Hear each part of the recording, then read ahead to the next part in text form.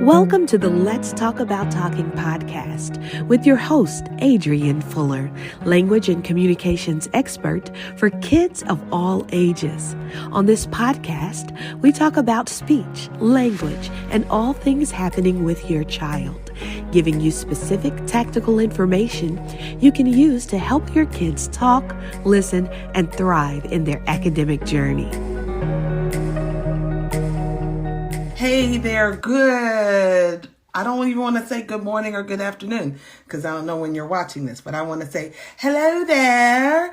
And I want to say welcome to I'm filming this live and then we're going to turn this into our podcast. So welcome to the Let's Talk About Talking podcast as well. I'm so happy to be here with you today.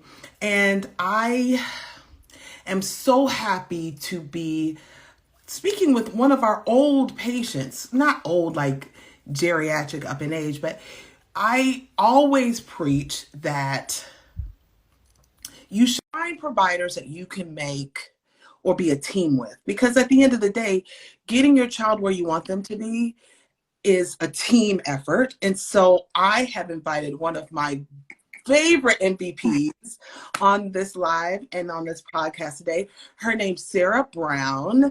And if you don't know anything about the 31 brand, they do all these things with bags. Like, to me, if you're not a speech therapist until you have a 31 bag. Is that right? That's right. Yes. Right. So I'm going to say hello to Sarah Brown today. We're going to talk about our journey, but Sarah, I haven't seen you in forever. I know. We need to get together. We need to have you over again. Josh and I were just talking about that, and we need to do that. I always want to I'm going to start before we even get started and saying, for me, my experience with you guys was always a good one, but I have this coffee cup. You gave it to me. I have two. I took one out today and said Merry Christmas. I don't know when this is going to air, but you guys, if you're looking for gifts for any providers, teachers, therapists, anybody that works with your kids, I just want to say it's always so appreciative. It's always appreciated. I think the Browns were so sweet to me. Every holiday they gave me a gift. And I'm not saying you have to do that, but if you're looking for ideas, they gave me this amazing mug. It was like, it's a mug and they filled it with like chocolates. Oh yes, and gift cards. Gift cards. They always gave me gift cards. And I know you sometimes, especially if you're paying out of pocket, you're like, well, they're getting it anyway. And yeah, we are. Show it to us. We wanted to show appreciation to Yes. you for everything you've helped us through with Lily. Yes. And so it's like just a nice way to say thank you. Things like cups, diffusers. I love candles. Any kind of treats, like a bag, even like a bag of candy with a handwritten card. It's always, isn't that so appreciated? It's just a little something to make you feel good and know that you're appreciated for what you do. Exactly. So guys, and just a heads up from both angles, it's always nice to receive that. It's so appreciated. Yeah. But anyway, we're here with Sarah Brown. And so she was she brought her little girl into the clinic. Actually, they didn't. I took over. So here's what happened. She was being seen by a friend of mine. Yes. Her company. And then for some reason that didn't work out. And her therapist left to go somewhere else. Yes. And they were short-staffed. And we were like, at that point, Lily had just turned 3. Yes. And we were like, we need to get things moving. And then at Trinity Christian School, where Lily goes, they recommended you. And we never looked back after that. 3 years later. Yes. Yes. I get emotional about it. Like, it's so emotional. Yeah, and I always say, because I say a lot of things, you are your child's greatest advocate. And so I just feel like, and don't take this the wrong way. Oh. Okay, I feel like I attract what I call like too much parents, but I think too much parents are like parents who are very hands-on. I love that kind of parent because I feel like I'm very passionate about making progress. So but you got to have it on the other end too. Yes. And so 1 or 2 sessions a week is not going to get your child where they need to be. Let me be quiet and let me just let you talk, because that's exactly what it is. And so, and you know, this is very out of my comfort zone. I just want you to know, like, it was very out of my comfort zone to get on here. You know, I had a hard time with this journey with Lily. Yes. I blamed myself, even though I know it wasn't my fault. But she's reading now, 1st grade, honor roll reading. And it's, with your help, we got to where we need to be. But we can start, you ask me questions, because I'm going to get all emotional now. I just want to start by saying, when I started seeing Lily, she said like 2 words. She was 3. She said couldn't nothing. even say mom and dad. Yes, she said nothing. And her parents were guys, because I think sometimes there's this way of thinking like, oh, if a kid's not talking, it's a parent's fault, or they don't do enough with their kids, or that is sometimes, guys, you can do all the right things just like Lily's parents did, and it still turn out that way. So I'm always like, give yourself a break. So, but we were all like on the same page, whereas we were thinking we need to get this taken care of. We need it, yes. Whether it was her being lazy, which some of it was, but I knew when she started preschool, I was like, okay, something's wrong. We need to go ahead and nip it in the bud. And can we go just back a little bit more? What made you make the call to a speech therapist in the first place? So when she started preschool that August, she wasn't really talking, and we talked to Renee Brabham at Trinity, the director at the time of the ECE, and we talked to her teacher, Mrs. Brabham, and I said, I don't know if there's anything going on. I don't know if it's because she's the only child, and she's not around kids to kind of get talking. I don't know. I said, but we want to see what the next few months bring, and we want your input. And then if we need to get speech therapy, whatever y'all recommend. And then that October, I wasn't seeing improvement, and Josh wasn't either. And that's when we were like, okay, we need to go ahead and get ahead of this before she struggles all through school. And I love that you gave yourself a timeline, like a date, where it's like, if it's not better by this, then we're going to seek outside help. Yes. I love that. And so when Lily came to me, I mean, everything was like, hey, Lily, how are you? She said, yup. I remember that. She could only say like 2 things. She still says yup, and I'm like, really? I'm like, I'm going to call Ms. A. But then quickly we kind of just got our rhythm. So like I would see her at school twice a week, but I would send home lots of take home carryover practice and like those charts of words. And we would, at that point, we would tape them on the mirror in her bathroom. And as we were doing our nightly and morning routine, we would go over those words. Perfect. See, like I love that you were just so intentional about the practice. And it doesn't have to be 2 full 30-minute sessions of practice. It's 5 minutes, right? Yep. It's 5 minutes. And so I just always want parents to know, if you have a provider in your life that you're not comfortable partnering with, consider making a change, because that's the key to improvement, in my opinion. I will say, like, our insurance did not cover any of it. And was it at times a financial burden? Yes. But I even look back now, and if we wouldn't have done everything we could, she would not be where she is today. I mean, guys, absolutely. Like, an early intervention is so the key. Like, and I don't know, you probably spent a couple $1,000s with us, and several $1,000 a year for 3 years. Yes.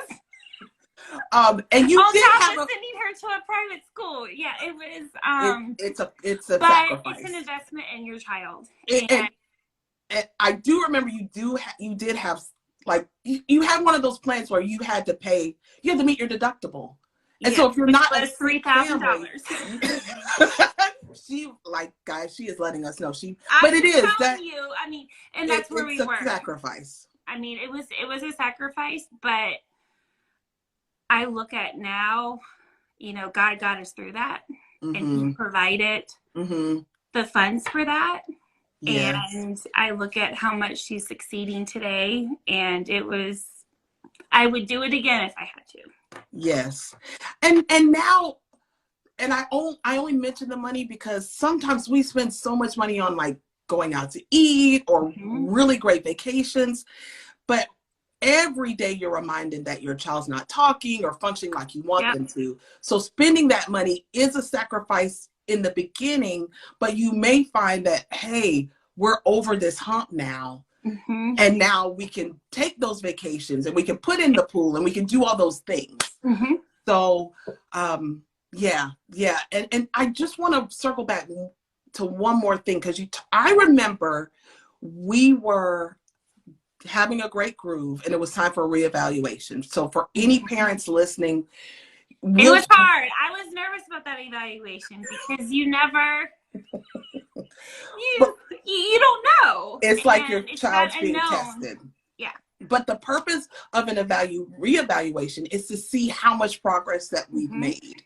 And so, but I remember we were going over the results in my office, and then you were really upset. Like you started to cry because you said, I feel like it was my fault because we waited so long. Can you talk about that guilt and why do you now feel like you shouldn't have felt guilty? Because I never feel like you should feel guilty. I now look back, and as much as Josh would tell me it's not your fault, I finally have gotten over that because it was nobody's fault. Nope. Some kids just need extra help in learning how to talk, and there's nothing wrong with that. And did I struggle with her going through it? Yes. It was frustrating because she's trying to communicate, we're trying to communicate, and yeah, it's frustrating. But yeah, I always just like to just tell mom, I feel it with the moms the most. I don't get dad saying I have this guilt. Isn't that so funny? But I don't know if it's because she stayed home with me. You know, I stayed home with her for 3 years, and it was just her and I did something wrong. But I know now that I did nothing wrong, and it just, every child is going to go through something. I think we in one stage of their life. Isn't that true, Sarah? Sometimes some kids have a diagnosis of autism, or some have difficulty talking or difficulty reading or difficulty learning. Yeah. And I think we want to just like, it's my fault or I shouldn't. But like you said, I love that. They just need a little extra help, and it doesn't make them any less amazing than before. Nope. So if there's a parent who's on the fence about getting help, what would you tell them? I would say you got to look at your child and know that they have that potential and that they just need a little extra help. And that's okay. And it's only a season of life. And everyone's seasons last longer. Like ours is 3 years. But when you kind of look at it, it went by really quick. So you just have to do whatever you can to help your kids succeed. And I would also say I'm glad we were told a lot of people wait till kindergarten. God, I'm so glad. And I remember Renee Brabham saying that she was so glad that we were doing it when we did to get ahead of it. Or I'm going to tell you now, like Josh and I, because with Lily reading and stuff. And I'm like, if we would not have acted when we did, she would not be reading what she's reading on a first grade level. I mean, and I do want to make sure that we get the end of the story in there.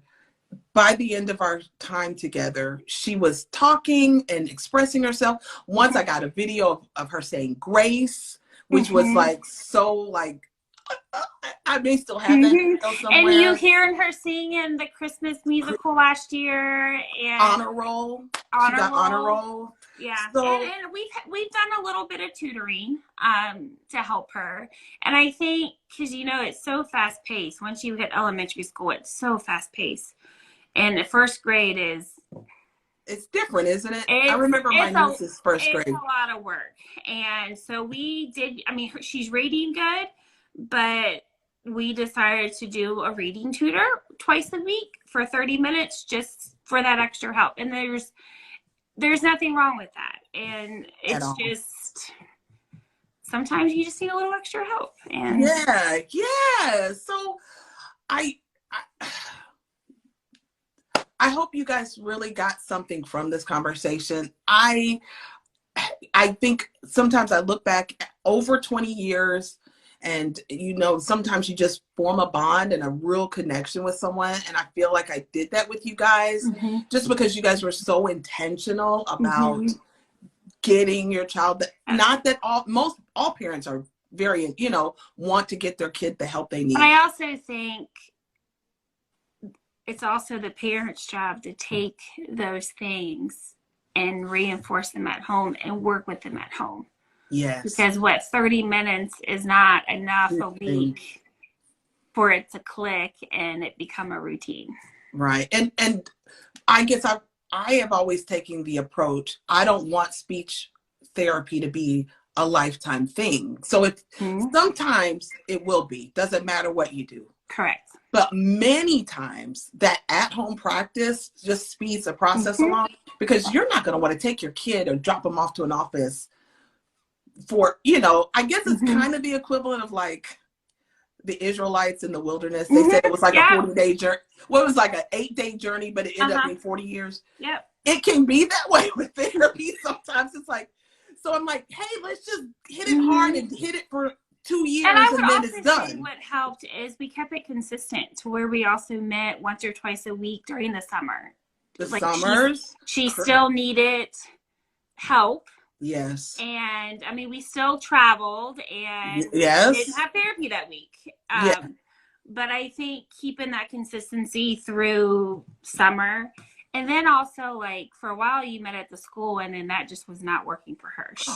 Yes. She did not want to miss playground time. She didn't want to miss anything. And then that's when we switched where I would bring her in after school. Yes. And so for parents who are listening and you're thinking, hey, I just don't have the time right now to do outside help. Summers are really, Sarah, that's a great thing. Summers are really great, especially if your child gets therapy during school and you're like, well, I can't. Summer's a great time to keep those skills fresh. Yeah. If you are ever in need of any 31 products or want to have a party and you're in the Central Florida area, her Instagram name is smbrown_2013. But she's more than that. She's really just has such a big heart and just really loves to help people. I love that about your family. And I just want to say thank you so much for joining me today. You're very welcome. I hope you have a wonderful, wonderful rest of your holiday season. And we'll talk again soon. That sounds good. Everyone listening. That sounds good. Have a wonderful day. Bye, guys. Bye.